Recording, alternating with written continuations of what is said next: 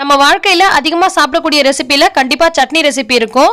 அந்த சட்னியை ரொம்ப ரொம்ப ஹெல்த்தியாக எப்படி செய்கிறது அப்படின்றதான் இன்றைக்கி நம்ம பார்க்க போகிறோம். கண்டிப்பாக இந்த மாதிரி நீங்கள் செஞ்சுருக்க மாட்டீங்க.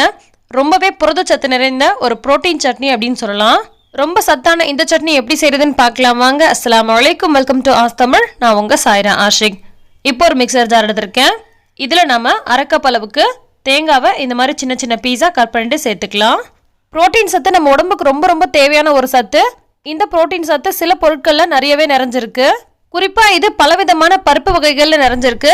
அதே மாதிரியே முட்டையினுடைய வெள்ளைக்கருவில் நல்ல வளமாக இருக்குது. ஆனால் நான்வெஜ் சாப்பிடாதவங்க பருப்பு வகைகளில் அதிகமாக எடுத்துக்கலாம். இப்போ இது கூட நம்ம அரை கப் அளவுக்கு வேர்க்கடலை சேர்த்துக்க போகிறோம். இது வந்து பார்த்தீங்கன்னா வறுத்த வேர்க்கடலை அரை கப் அளவு சேர்த்துருக்கோம். இதில் இருக்கக்கூடிய தோல் எடுக்க தேவையில்லை. உங்களுக்கு தோல் சேர்க்க விருப்பம் இல்லை அப்படின்னு சொன்னால் இந்த மாதிரி கைகளால் கசக்கிட்டிங்கன்னா தோல் வந்துடும். அதை எடுத்துகிட்டு கூட நீங்கள் சேர்த்துக்கலாம். ஆனால் தோலோடவே சேர்க்கறது ரொம்ப நல்லது. வேர்க்கடலையில் பாதாம் பிஸ்தாக்கு நிகரான சத்து இருக்குது. ஸோ அதிகமாக உணவில் சேர்த்துக்கிறது ரொம்ப ரொம்ப நல்லது. அடுத்து இது கூட ஊற வச்ச கருப்பு கொண்டக்கடலை சேர்த்துக்கலாம்.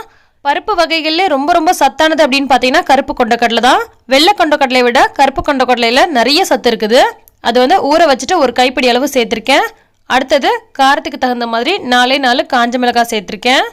ஊற வச்ச கொண்டக்கடலை ரொம்ப ரொம்ப நல்லது. அதில் ஹை ப்ரோட்டீன் இருக்குது. ஆனால் அப்படியே யாரும் சாப்பிட மாட்டாங்க. பெரும்பாலும் வேக வச்சு எடுத்ததுக்கப்புறம் தான் சாப்பிடுவாங்க. ஆனால் இந்த மாதிரி சட்னி கூட நீங்கள் கொஞ்சமாக சேர்த்து போட்டு அரைக்கும் போது அந்த டேஸ்ட் ரொம்பவே நல்லா இருக்கும். அதுவும் இந்த வேர்க்கடலையோடு சேர்த்து போட்டு அரைக்கும் போது ரொம்ப ரொம்ப சூப்பராக இருக்கும். அடுத்து இது கூட ஒரு 4 பல் அளவுக்கு பூண்டு, உரிச்ச பூண்டு அல்லது உரிக்காத பூண்டு எப்படினாலும் பரவாயில்ல சேர்த்துட்டு கொஞ்சமாக உப்பு சேர்த்துட்டு இதை வந்து ஃபஸ்ட்டு நல்லா இந்த மாதிரி கொரகொரப்பாக அரைச்சி விட்டு எடுத்துக்கலாம்.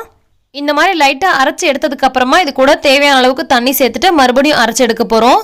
ஃபஸ்ட்டே நம்ம தண்ணி ஊற்றி அரைக்கும் போது சரியாக அரைப்படாது. தேங்காய்லாம் இருக்கிறதுனால ஒழுங்காக அரைப்படாது. ஸோ இந்த மாதிரி கொரகொரப்பாக அரைச்சி எடுத்ததுக்கப்புறமா தேவையான அளவுக்கு தண்ணி சேர்த்துட்டு மறுபடியும் நீங்கள் அரைச்சி எடுத்துக்கலாம். தேவைப்பட்டால் உப்பு சேர்த்துக்கோங்க. அதே மாதிரி இது கூட பச்சை மிளகாயும் சேர்த்து அரைக்கலாம், காஞ்ச மிளகாயும் சேர்த்து அரைக்கலாம். பச்சை மிளகாய் சேர்த்து அரைக்கும் போது வேறு டேஸ்ட்லேயும், காஞ்ச மிளகாய் சேர்த்து அரைக்கும் போது வேறு டேஸ்ட்லேயும் இருக்கும். கொஞ்சமாக புளி கூட வச்சு அரைக்கலாம். ஒரு பொருளை கூட்டி ஒரு பொருளை குறைச்சி ஒரு பொருளை மாற்றி போட்டு நம்ம அரைக்கும் பொழுது அந்த சட்னியோட டேஸ்ட் வந்து டோட்டலாக டிஃப்ரெண்ட்டாக இருக்கும்.